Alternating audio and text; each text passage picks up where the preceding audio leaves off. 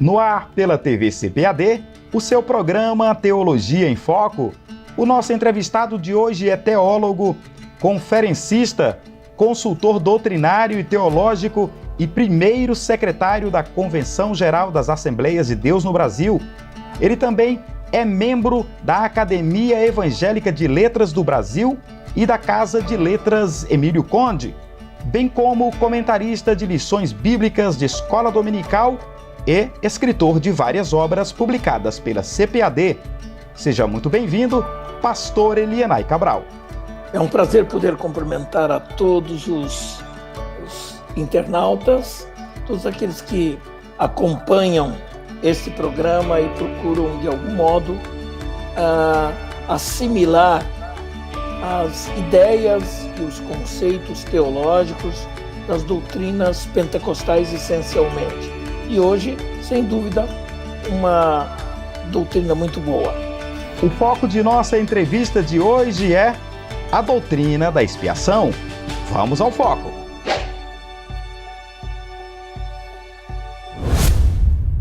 Pastor Elienay, o que é expiação e por que ela é classificada como uma doutrina?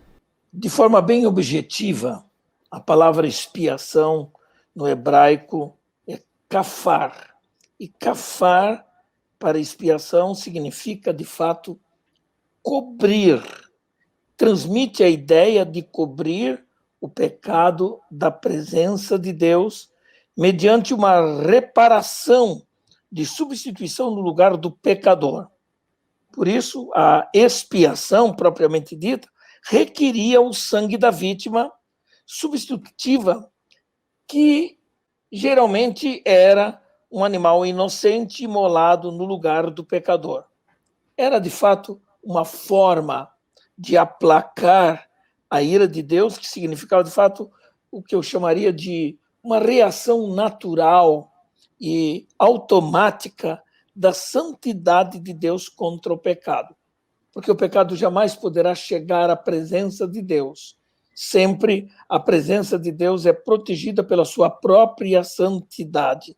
E isto é fundamental. Por isso, a expiação não é um assunto aderente de outra doutrina qualquer, mas é uma doutrina fundamental, riquíssima em todo o pensamento evangélico. Não haveria salvação sem que as pessoas entendessem de que seus pecados foram perdoados mediante a expiação, a obra expiatória de nosso Senhor e Salvador Jesus Cristo. Por isso, a ideia é a do cobrir o pecado da presença de Deus. Esse é o sentido básico da palavra expiação. Pastor, no Antigo Testamento nós encontramos uma prática dos judeus. De ano em ano eles realizavam o dia da expiação. Na ocasião, o sumo sacerdote entrava no Santo dos Santos e entrava até a presença de Deus e tinha alguns requisitos quanto a essa questão da entrada do sumo sacerdote. O senhor poderia detalhar para nós aí como se dava esse preparo da entrada do sumo sacerdote no dia da expiação no Santo dos Santos? A começar pela consideração do evento mais importante no calendário judaico, que era indiscutivelmente o grande dia da expiação. E isto acontecia geralmente entre o fim de setembro e início de outubro. Era no 7º mês do calendário judaico. Nesse dia, todos os israelitas dedicavam seu tempo para jejuar e santificar-se. Nesse dia, nenhum trabalho físico podia ser feito. Está lá no livro de Levítico, no capítulo 16, versículos 29 e 30. Nesse dia também, o sumo sacerdote e os demais sacerdotes que dedicavam-se inteiramente aos serviços que envolviam a expiação dos pecados do povo de Israel, todos passavam por um processo de purificação, de santificação, não apenas as pessoas que faziam parte do cerimonial da expiação, bem como todos os móveis, utensílios do tabernáculo eram santificados mediante uma cerimônia que o sumo sacerdote produzia. Apesar de todos os sacrifícios feitos durante todo o ano judaico, pelos mais variados pecados, transgressões, bem como também por razões de gratidão, de alegria, eram oferecidos geralmente as ofertas em especial. As ofertas em especial. Por isso, nesse dia é que acontecia o chamado grande dia da expiação. Pastor, e os judeus hoje eles celebram o que é chamado de Yom Kippur, ou o Dia do Perdão. Isso eles realizam atualmente. Isso equivale ao Dia da Expiação, tanto na questão da equivalência como na questão do próprio ritual em si? Hoje os judeus realizam o Yom Kippur equivalente ao Dia da Expiação, como se registra no Antigo Testamento? É tudo o que se conhece hoje. O chamado Yom Kippur, que é o Dia do Perdão, está entranhado na ideia do perdão para o povo, o dia da expiação. Uma vez que eles não fazem mais, não exercitam mais o sacrifício de animais. Os sacerdotes, eles têm outras atividades atinentes, mas não exercem mais isso aí. E, por essa razão, o dia do Yom Kippur equivale ao dia do perdão, ao grande dia da expiação, que Israel atuava e fazia valer muito, especialmente nos primeiros séculos do tempo de Moisés, no tempo dos sacerdotes, dos reis, no Antigo Testamento. O Yom Kippur evoca o perdão, isso é certo, inclusive desde o início da entrevista, logo na primeira pergunta o senhor falou a respeito disso.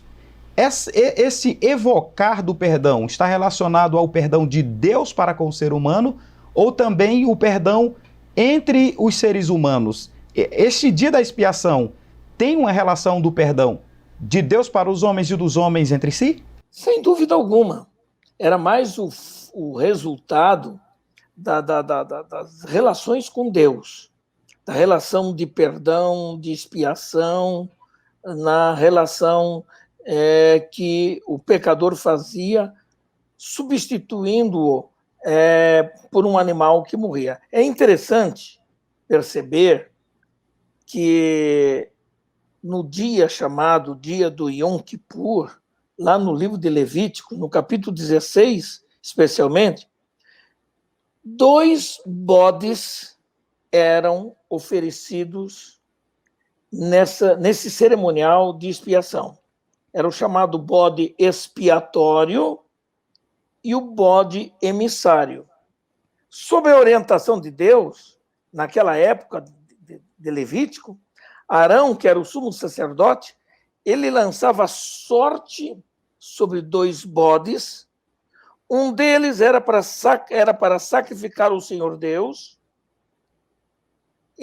no lugar dos pecadores, era o bode expiatório, e o outro seria o bode emissário.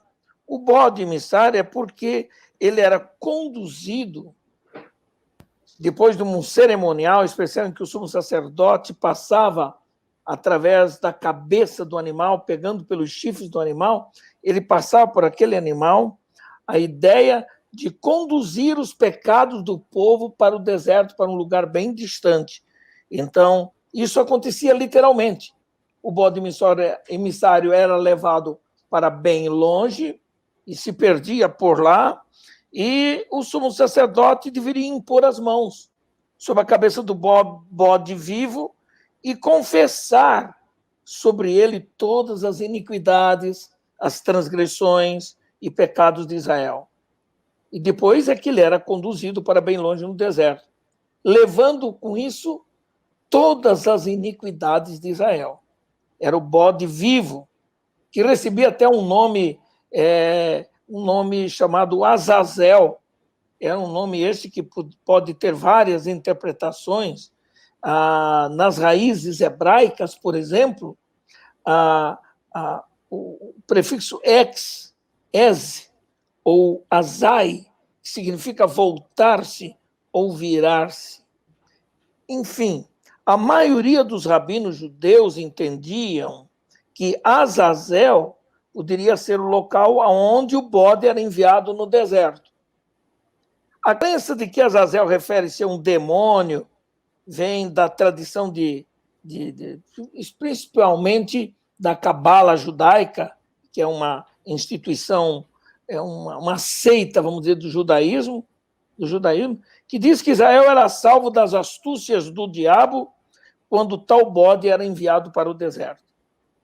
Existem alguns teólogos, por exemplo, que interpretam esse bode missório como sendo o diabo, o que se constitui um contrassenso inaceitável, pois seria o mesmo que afirmar que o diabo também levaria os nossos pecados, os pecados do povo sobre si. Ele não tem nada a ver com a expiação de Jesus. Alguns outros se referem a esse bode como um demônio do deserto. Entretanto, na doutrina cristã, no dia do Yom Kippur, essa interpretação é inaceitável porque quando Jesus se fez o bode expiatório, ele cumpriu todas as exigências da justiça do Pai. Por isso, o Yom Kippur é identificado nas festas judaicas como o dia do perdão de Deus, mediante o sacrifício de expiação que se fazia nesse dia lá no tabernáculo. O sumo sacerdote, após ministrar por si mesmo, imolando o novilho, separando as suas carnes e queimando-as no fogo do altar, ele tomava o sangue do novilho e tingia as 4 pontas do altar do sacrifício. O animal era o substituto de Arão e de seus filhos. Depois disso, o sacerdote lavava as mãos e os pés na pia de cobre ou de bronze que ficava antes da entrada para o lugar santo. Até então, o sumo sacerdote ficava à vista de todo o povo no pátio do tabernáculo. Depois de lavar-se, vestir-se com as roupas especialmente feitas para ele nesse cerimonial, ele ministrava com um incensário com brasas vivas do altar de incenso e intercedia por si mesmo e intercedia pelo povo, pedindo o perdão de Deus para os seus pecados. Note isso. Depois de sacrificar o bode expiatório, o sumo sacerdote tomava o seu sangue, ele adentrava no lugar santíssimo, o lugar mais fechado, mais íntimo, impedido de qualquer outra pessoa estranha entrar ali. E ele, então, entrava naquele lugar para fazer expiação pelos pecados do povo. Pastor, nós vamos para um breve intervalo e já nós voltamos. Temos ainda muitas coisas a falar a respeito da expiação e tem uma pergunta curiosa, tá? Inclusive é um dito popular, ou um ditado popular que envolve essa questão da expiação. A você, amigo, irmão internauta, já estamos de volta com o seu Teologia em Foco.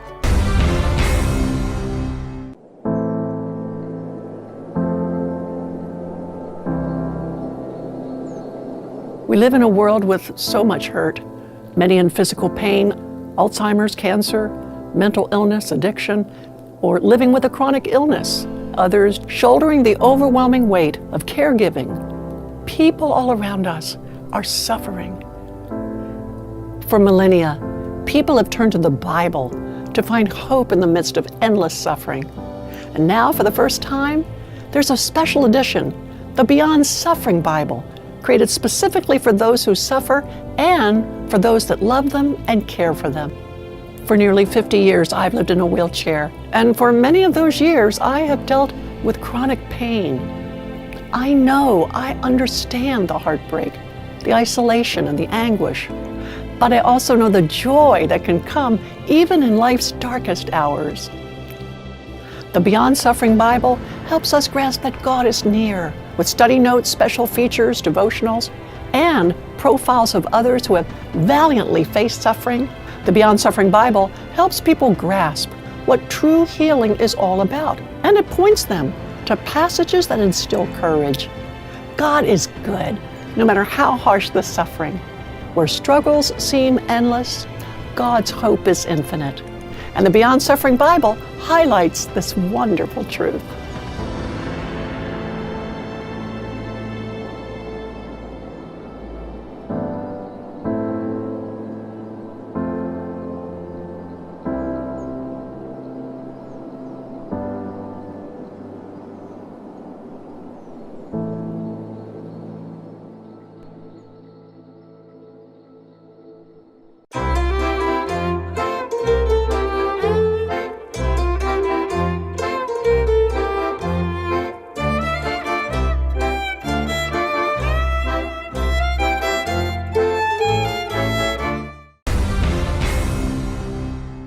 De volta com seu programa Teologia em Foco, entrevistando o pastor Elienay Cabral, consultor doutrinário e teológico da CPAD.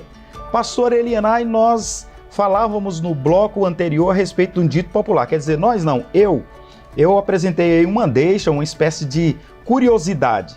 Quando nós ouvimos alguém dizer fulano de tal foi pego como bode expiatório, fulano está nessa situação, entrou no meio desse problema aí todo e estão usando ele como bode expiatório.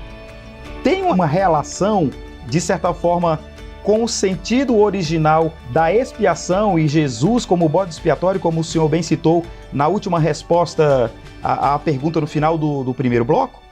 Apesar de ser uma brincadeira, vamos dizer assim, um dito popular, tem relação sim, porque a ideia de bode expiatório é de que o bode expiatório ele pagava, ele era punido pelo povo, pelo pecador.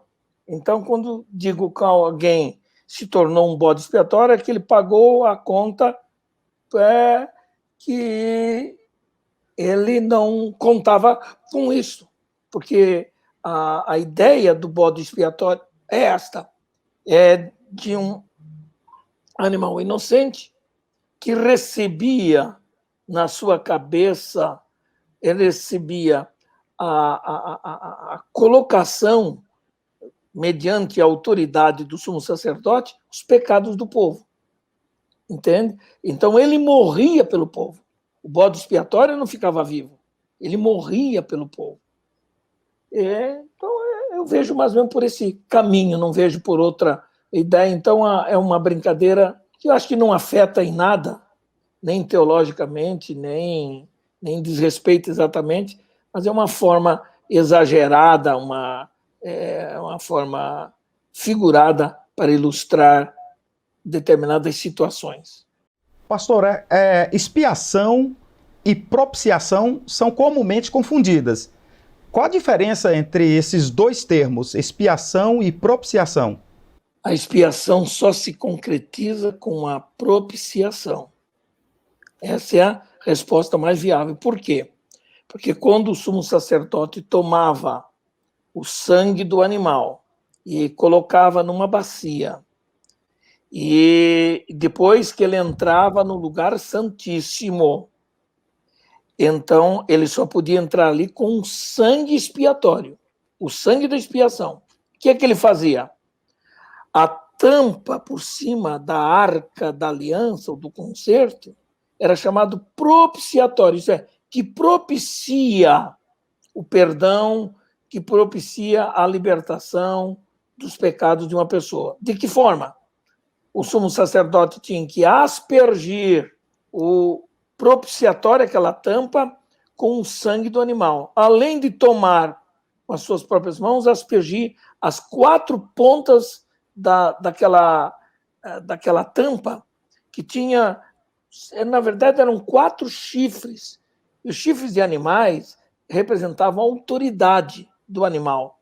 No sentido espiritual e figurado, era o símbolo da autoridade. Então, quando ele aspergia com sangue, estava dizendo que, a partir daquele momento, a lei que estava guardada dentro daquela caixa retangular chamada a Arca da Aliança ela era coberta, daí a palavra expiação, coberta com o sangue da expiação que foi aspergido por cima da tampa do propiciatório.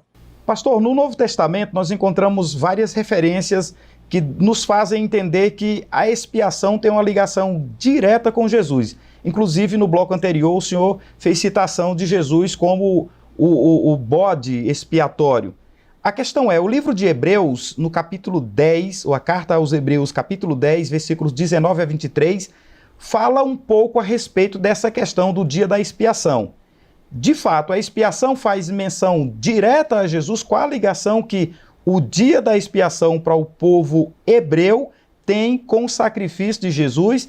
E se esse texto que citei de Hebreus 10, 19 a 23, é uma das bases para a sustentação desse argumento, e se tem outros textos que podem ser usados para sustentar essa ideia aí de que o dia da expiação tem muito a ver, ou na verdade apontam diretamente para o sacrifício de Jesus. Não há dúvida disso. Não há dúvida disso. O livro de Hebreus foi um livro escrito exatamente para judeus, para explicar aquilo que eles conheciam muito bem como doutrina, como parte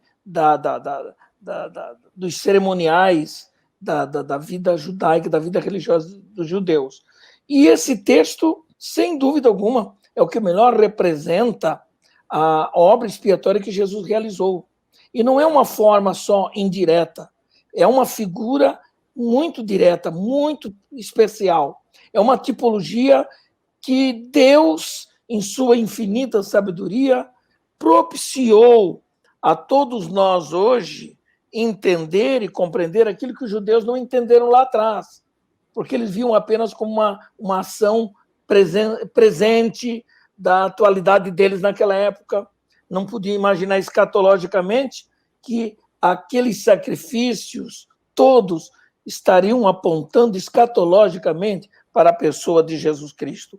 E é isso que importa para nós, porque a oferta pelo pecado identifica o homem como tendo uma natureza pecaminosa, tendo, portanto, necessidade de pagar pelo seu erro.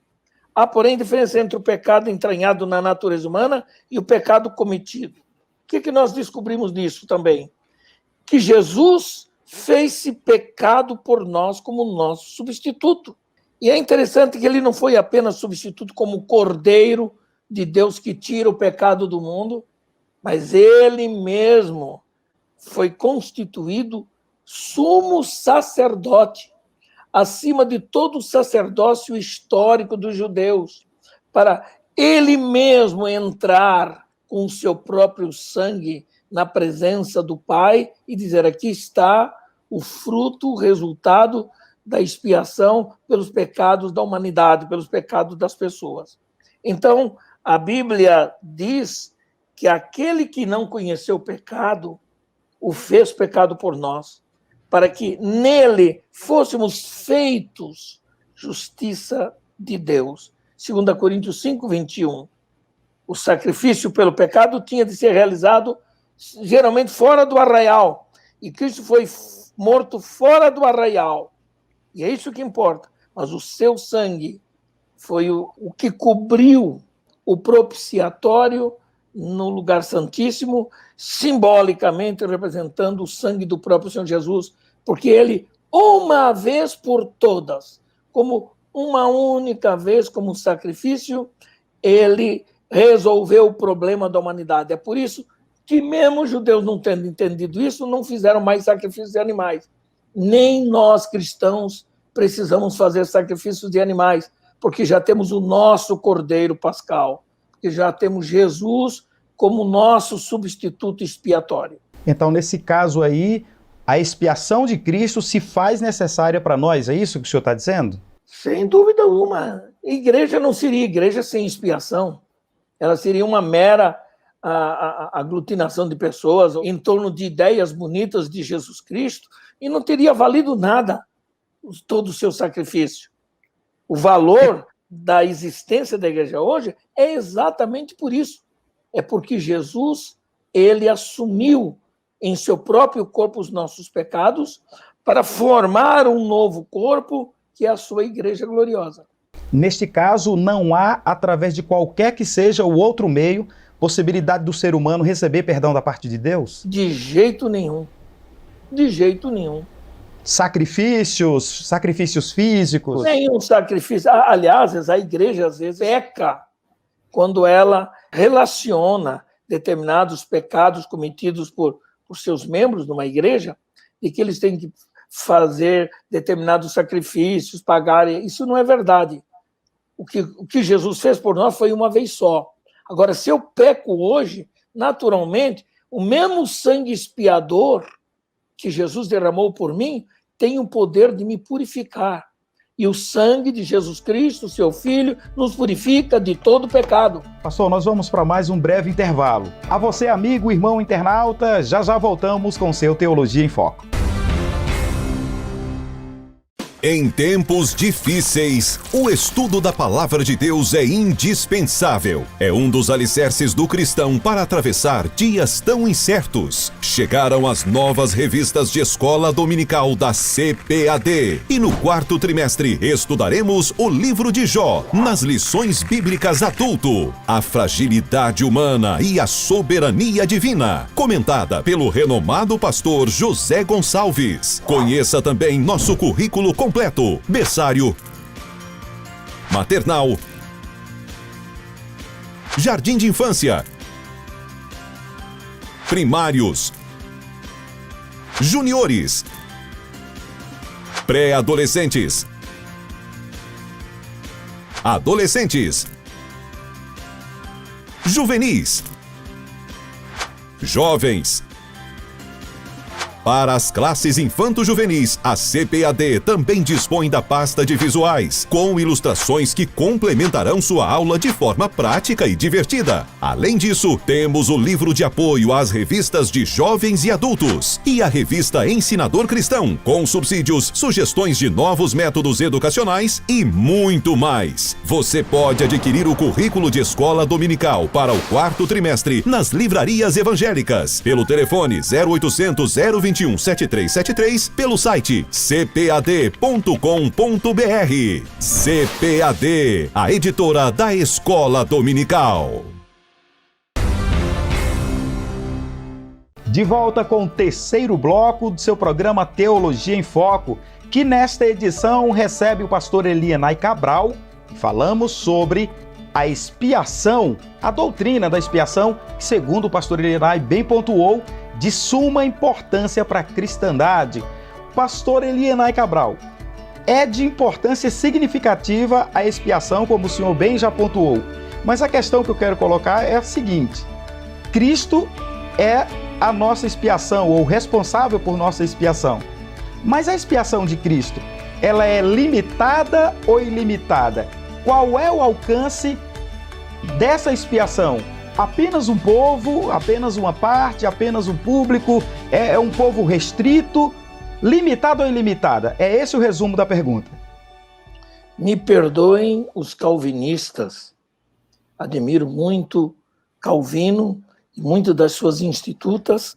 Entretanto, não tem como concordar com a ideia que eles lançaram acerca de que a expiação ou a graça de Deus, como eles gostam de usar esse termo, ela se restringiu aos eleitos. E os eleitos, para eles, é um grupo que o Senhor resolve escolher no mundo e elegê-los para a salvação. E o resto, me desculpem, que se danem. É mais ou menos assim que essa ideia apresenta. Então, o que nós aprendemos em tudo isso aí? De que, independente de calvinismo, de arminianismo, de wesleyanismo e outras ideias mais que merecem a nossa apreciação e o nosso respeito, é claro que a expiação de Cristo é ilimitada. Não há restrição, não há discriminação. Ela alcança a todas as criaturas no mundo inteiro. É por isso que o Evangelho de Cristo é pregado a toda criatura. Pastor, então, nesse caso, o senhor está falando na questão geográfica apenas, povos, tribos, línguas e nações, ou também tem relação a ver com passado, presente e futuro? Porque a expiação de Cristo ela é ilimitada quanto ao alcance das pessoas ou ela é ilimitada quanto à questão do tempo também? Eu acho que devemos levar em conta de que a partir da obra expiatória que Cristo fez, a expiação ela é ilimitada para aqueles que aceitam a Jesus Cristo no novo mundo, no sistema neotestamentário. Do Velho Testamento, a expiação era válida exatamente pelo sistema da lei mosaica. Entende? Então eu não posso imaginar que a obra de Jesus por todo mundo possa salvar também ou alcançar, abranger a todos aqueles que estiveram sob a lei. Os que estiveram sob a lei e obedeceram à lei foram salvos. Os que não foram, ainda que a Bíblia diz que todos pecaram e destituídos estão da glória de Deus, Deus tem um senso de justiça diferente de nós. Se alguém quiser entender como é que Deus trata, especialmente o povo de Israel e o mundo, é só ler e estudar a carta aos Romanos no capítulo 9, 10 e 11. Vocês vão ver como é que Deus trata da doutrina da salvação em relação a Israel como povo e em relação a Israel individualmente. Todo judeu que se converter a Cristo fará parte obrigatoriamente da igreja de Cristo. É um novo tempo, numa nova plenitude. E é isso que a gente tem que levar em conta. Os capítulos 9, 10 e 11, o Senhor trata exatamente de Israel, sobre vários aspectos da manifestação da justiça de Deus para com esse povo. Nesse caso aí, então, se hoje o povo judeu aceitar a Cristo como Salvador, não há mais necessidade de sacrifício, de expiação por meio dos animais sacrificados, ou mesmo sem aceitar Jesus, não há necessidade nenhuma mais de realização de sacrifício de animais. Como é que fica essa questão aí? Essa questão principalmente compreensível da seguinte maneira, porque o povo de Israel rejeitou a Jesus na sua primeira vinda. Ele veio, a Bíblia diz que ele veio para os que eram seus e os seus o rejeitaram, não o aceitaram. Por alguma razão especial nos arcanos divinos, Deus tem um tratamento especial com o povo de Israel, especialmente. E por ter esse tratamento especial com Israel, é que ele mostra também, através até dos profetas do Velho Testamento, de que um dia o Messias, rejeitado por eles na sua primeira vinda, virá. E virá para eles. É quando Israel vai descobrir que aquele que eles haviam rejeitado é exatamente o que está diante deles agora para desfazer a obra do anticristo, do falso profeta, do próprio diabo e instalar o reino milenar. Então, Israel já sabe disso. Então, qual é a abrangência da expiação para esse povo, especialmente? É a obra expiatória de Cristo. Se eles aceitarem a obra de Cristo, serão alcançados. Se eles não aceitarem, eles serão julgados conforme um princípio divino da sua própria lei para com o povo de Israel. O que mais é comumente mal compreendido a respeito da expiação de Cristo no meio cristão? Tem alguns outros pontos que nós não abordamos aqui que o senhor acredita que são dignos de registro? Se levarmos em conta algumas ideias que estão entranhadas na cabeça de alguns cristãos, aí eu uso a palavra cristão de forma específica, porque um crente realmente comprometido com a obra expiatória de Cristo Jesus, ele vai ver isso por uma outra perspectiva. Ele vai ter um outro vislumbre. O que eu quero dizer com isso? Ela só é mal compreendida quando um cristão acha que ele é amigo da igreja, que ele vai ao culto. Eu conheço muitos crentes assim, que vieram para a igreja, acompanham marido, ou esposa, ou filho, mas nunca de fato se converteram, nunca de fato demonstraram algum ato de regeneração, de mudança de vida. Então, acho que eles são, ao final das contas, eles serão salvos porque eles são muito bons, porque eles cumprem deveres, porque eles sempre vêm à igreja. Esse é um aspecto que eu vejo. Então, a expiação de Cristo precisa ser assimilada com responsabilidade. É por isso que a igreja não deixa de cumprir alguns dos seus atos mais sagrados, que é a Santa Ceia. Na Santa Ceia nós fazemos o quê? Na Santa Ceia nós procuramos não apenas fortalecer a comunhão cristã entre os irmãos como o corpo de Cristo, mas realçar a importância da carne e do sangue do Senhor Jesus Cristo. Isso envolve o quê? Expiação. Então, a Santa Ceia pode ser considerada como uma grande referência à lembrança da expiação de Cristo? Sem dúvida alguma.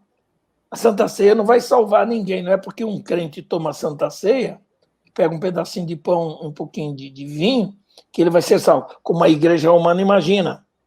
A igreja romana, ela tem a teoria da transubstanciação. E a ideia da transubstanciação é o seguinte, de que os elementos do pão e do vinho se transformam literalmente na carne e no sangue de Jesus.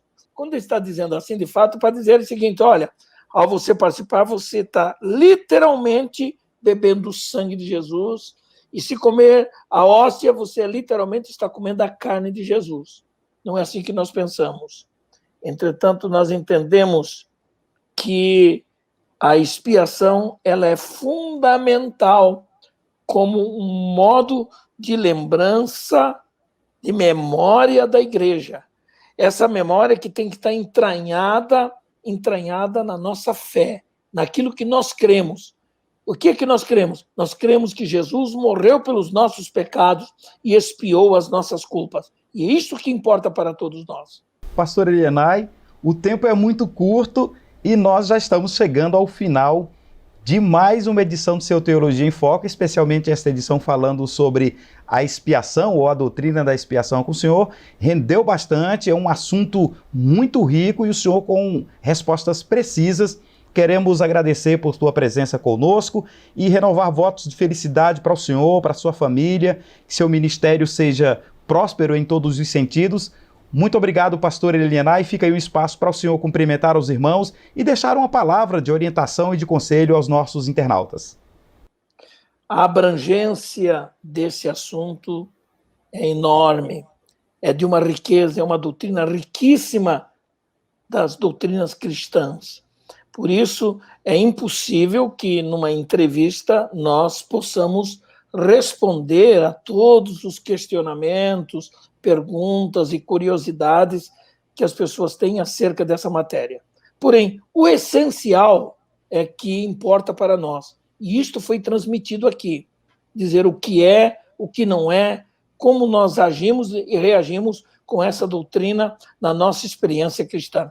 Eu agradeço a gentileza do convite para participar desse programa e o meu desejo é de que esse quadro especial da teologia, de ensinar Bíblia através de um canal de televisão, seja um modo especial de dar oportunidade às pessoas de aprenderem, não apenas por livro, mas sentirem aquilo que os pregadores, ensinadores e mestres estão sentindo para poder transmitir essa verdade. Pastor, o senhor falou uma coisa interessante, não apenas através dos livros, hein? Não dá para encerrar a programação do Teologia em Foco sem o senhor pelo menos dar uma ou duas dicas de livros aí, de literaturas, porque não deu para nós esgotarmos o tema e também as literaturas não esgotam o tema.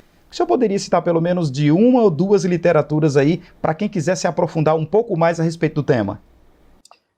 Eu vou começar pelo livro que eu escrevi. Na verdade, esse livro ele é um livro que acompanha uma revista de escola dominical que nós escrevemos sobre o tabernáculo, símbolos da obra redentora de Cristo. E esse livro, eu acredito que ele é fundamental, não só porque o pastor Elienay escreveu, não, é porque eu pus a minha alma neste livro tentando explicar. Talvez nem todos os leitores vão concordar 100%, Mas antes de discordar de uma ideia de qualquer autor, tenha segurança teológica para fazer isto. Não discorde apenas por discordar. E isto é fundamental. E essa é uma obra que eu apresento. Existem muitas outras obras especiais de doutrinas cristãs. O pastor Antônio Gilberto mesmo escreveu várias obras nesse campo, principalmente no campo das doutrinas da salvação, e ele faz bastante citação também da expiação, regeneração, santificação, etc. Então, muito obrigado, pastor. Deus abençoe. A você, amigo, irmão internauta, muito obrigado pelo carinho da audiência. O pastor Elienay Cabral já se despediu de todos nós e nós renovamos votos, como disse, de felicidade ao servo de Deus, à sua família e que seu ministério seja próspero. A você que nos acompanhou até agora, como disse, muito obrigado. Caso você ainda não seja inscrito em nosso canal, te convidamos a inscrever-se. Você também pode ativar as notificações para receber lembretes de novos conteúdos postados. Tem mais ainda, você pode curtir, comentar e compartilhar o programa de hoje. Um abraço a todos, até nosso próximo encontro. A paz do Senhor.